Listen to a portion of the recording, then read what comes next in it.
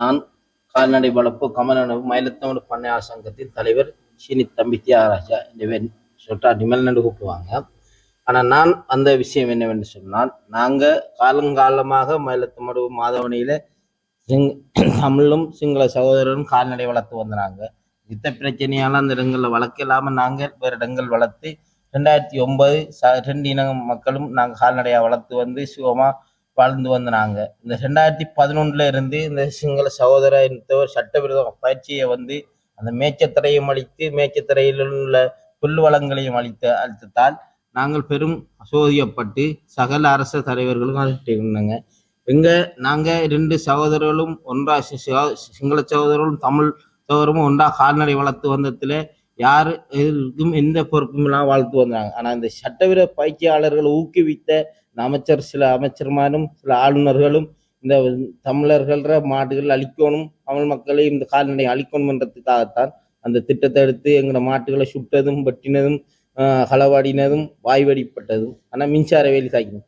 ஆனால் 2011 இருந்து 2023 வரையும் எங்கள்கிட்ட இருந்த கால்நடை 5000க்கு மேற்பட்ட கால்நடை அழியப்பட்டு அந்த கால்நடை அழியப்பட்ட காரணத்தை கொண்டு பொலிசிலையும் கூட கேஸ் போட்டோம். அது எந்த கேஸும் எடுபடவில்லை. ஒரு கேஸுக்காக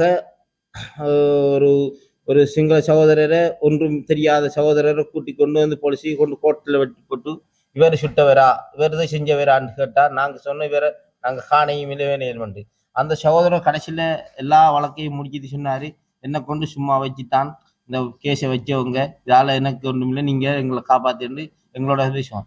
அதே மாதிரி தான் அந்த மேய்ச்சத்தரையும் ஒரு நாளைக்கு வருவாங்க, உழவடிப்பாங்க, அடுத்த நாளைக்கு கிருமி நாசினி அடிப்பாங்க.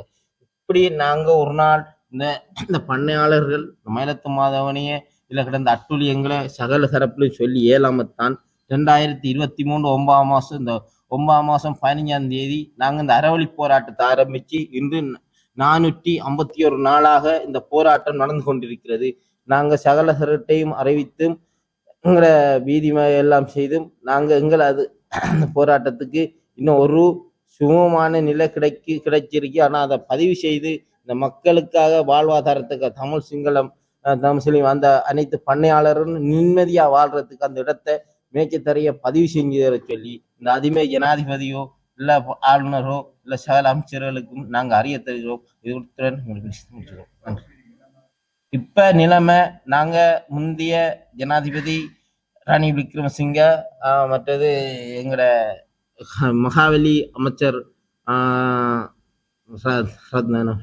அவர் அவர்கிட்ட அவங்களையும் சந்திச்ச இடத்த அவங்கள்ட்ட கேட்டோம்.